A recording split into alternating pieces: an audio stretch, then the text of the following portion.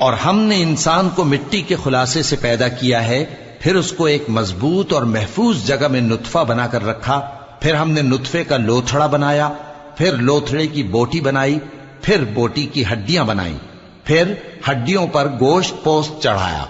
پھر اس کو نئی صورت میں بنا دیا۔ سو بڑا برکت والا ہے اللہ جو سب سے اچھا بنانے والا ہے۔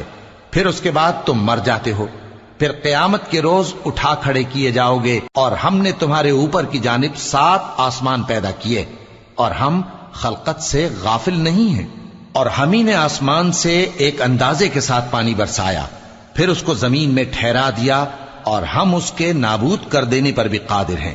پھر ہم نے اس سے تمہارے لیے کھجوروں اور انگوروں کے باغ بنائے، ان میں تمہارے لیے بہت سے میوے ہوتے ہیں، اور ان میں سے تم کھاتے ہو۔